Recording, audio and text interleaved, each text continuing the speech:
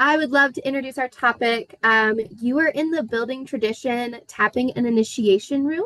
If that is not the room that you meant to be in, please go back to the main session.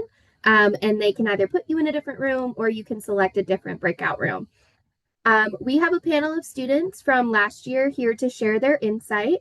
And they are Haley Moray. I'm so sorry if I mispronounced people's names. If it's just Moore, I apologize. Sierra Misselhorn, Emily Deskus, Rory Roberts, and Shelby Morlock. And they will be able to tell you all of the wonderful things that they have done over the last year as well. The panel is going to be facilitated by Elizabeth Clark, the advisor for Elizabeth. I'm looking at your thing really fast because your thing is not listed here. Elizabeth is a wonderful advisor and will be facilitating the panel from the Scribes chapter. There we go. Okay.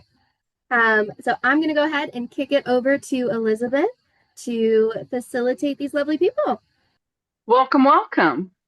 I'm actually sitting in the same room as one of my officers. So if she needs me to move while I do this, so she can do her panel, then I may reorganize. So um, let's open with a conversation about tapping. Would you all like to share? Let's have three people share a bit about their experiences with tapping. I'd love to share, Elizabeth. So my name is Emily. I'm the former president of the Triumph chapter at Endicott College. And our chapter had never publicly tapped before. And after last year's conference in Columbus, we got this idea, my advisor and I.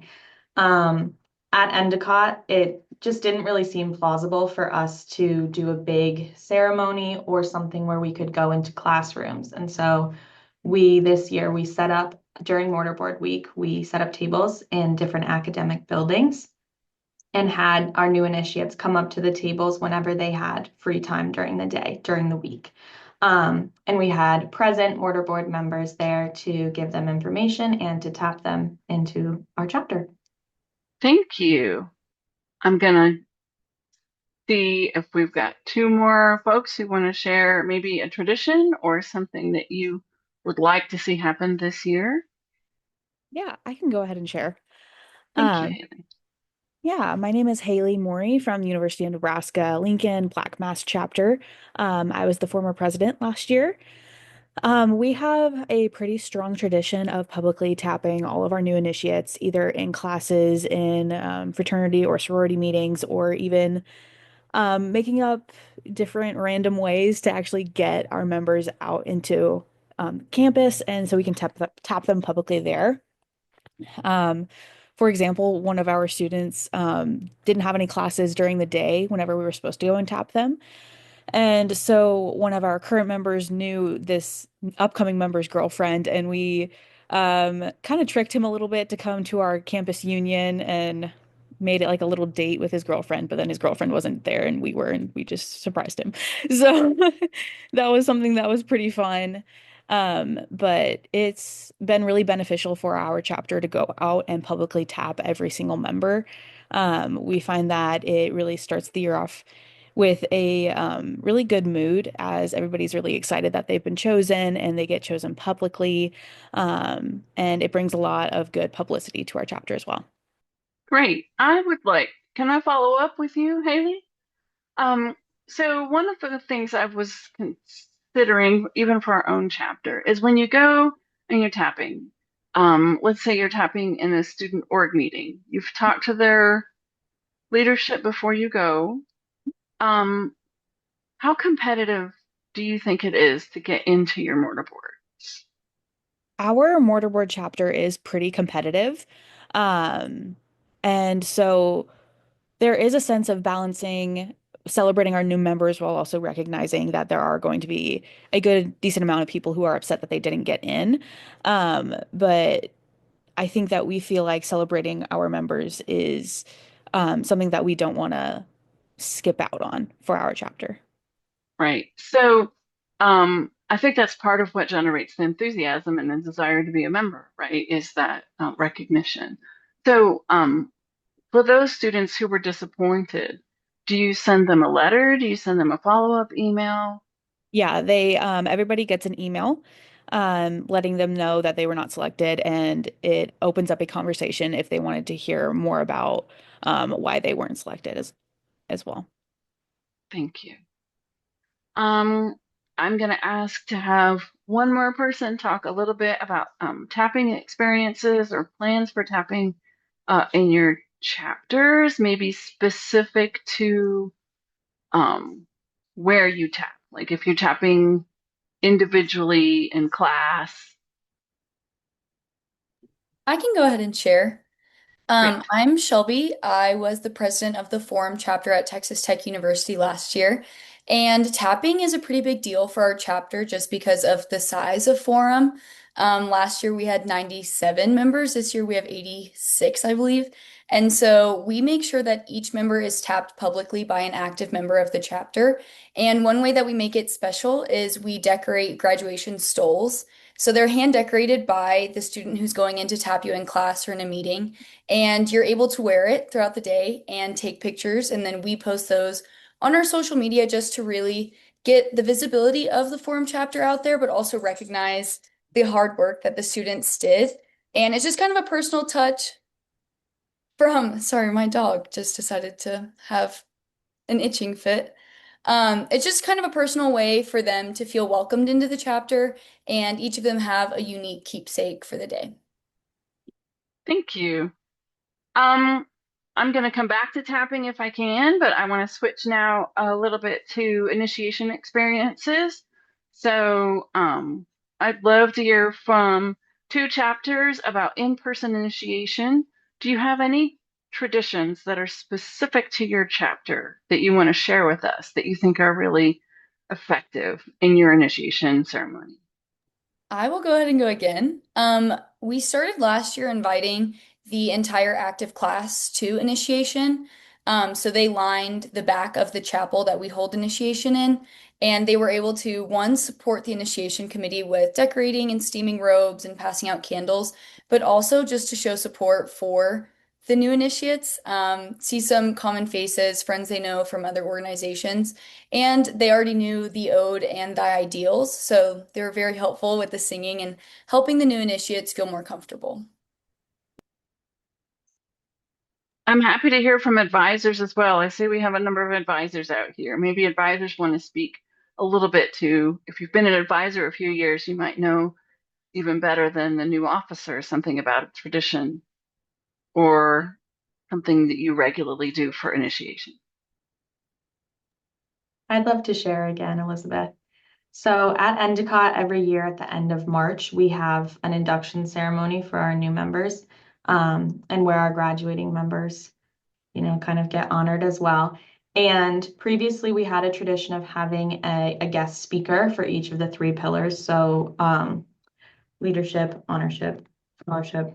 And this year, we started a new tradition where we honored we got three honorary members, and we did it based off of the three mortarboard pillars instead, and they were our guest speakers. So we inducted three new honorary members, and they were the guest speakers at our ceremony. So very similar to what we're doing here, right? That you've got a speaker and that alongside their um, uh, participation, you've offered them membership. Um, so I don't know, maybe I can get you guys to give me a reaction, like a thumbs up.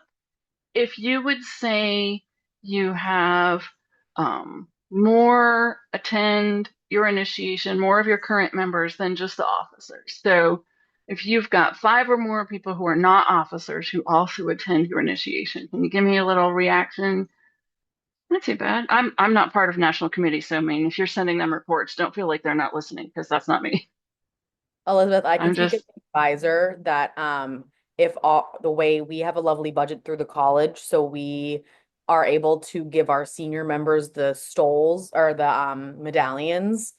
So great. if they want a medallion, they have to do what they're supposed to do to be an active member, and then they have to come to the ceremony again to get said medallion. So it entices them to come. Besides just like stand up and get your name said, you get to walk across the stage again, as a Aw. senior.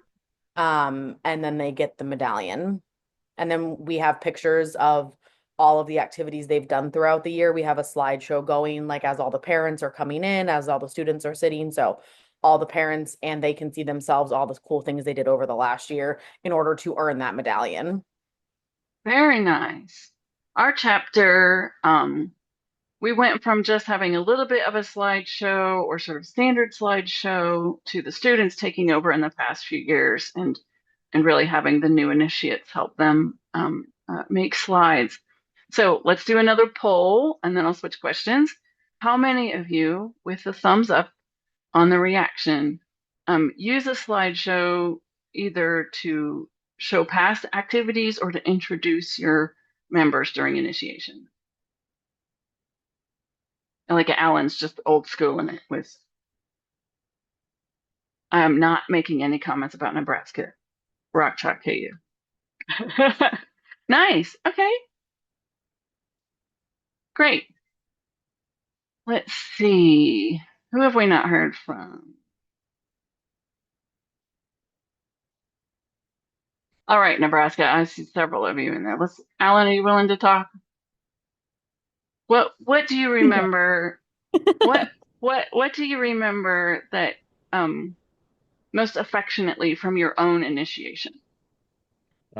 Yeah, I mean, our chapter, Haley can attest to this too, because she was the president last year and I'm the current president. Um, we kind of were, we knew that it was coming, but we were kind of just told to show up and it was a little mysterious. And then we kind of have a tradition where we walk from our student union to like kind of a historical place on campus and kind of do the ceremony there, which is pretty cool because none of us really knew why we were walking to this historical place. We all knew it was there. But it was kind of cool to be able to combine a bit of our campus history with the mortarboard ceremony as well. So Yeah, and if I also follow up on that, so what Alan was talking about was our actual like intimate current member and new member induction into our mortarboard chapter, but we also have an entire Saturday morning celebration that we have with another honor society on our campus that is specific to our campus called Ivy Day.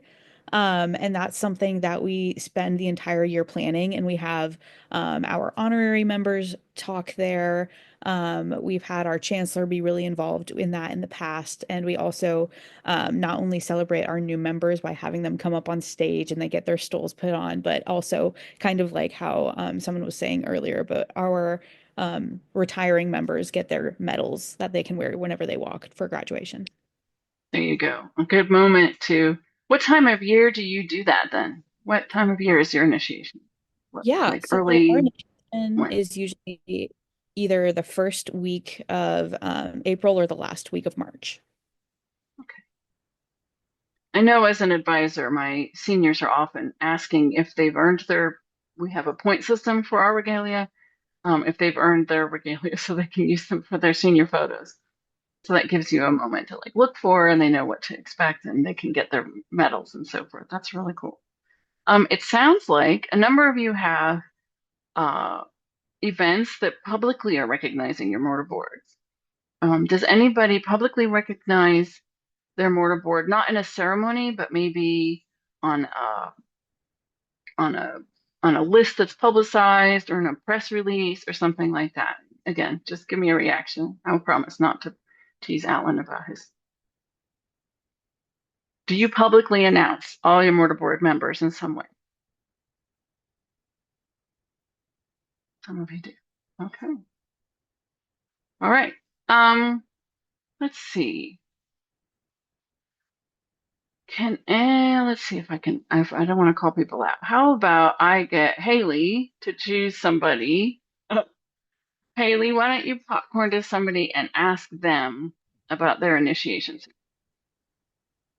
About their initiation, what was that? ceremony? Just anything you want to ask about their ceremony. I'm kind of interested to hear more from Shelby's chapter, just because I know that they're such a large chapter.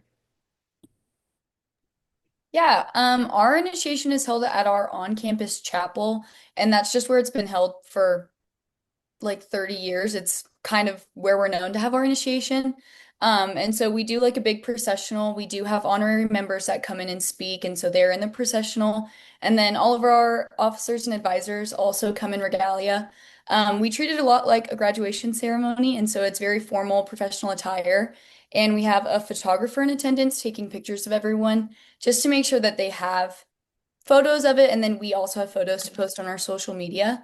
And then this year, for their seating, they each got a handwritten card that had their name on it. So they could see that our officers did put time into acknowledging each of the incoming members.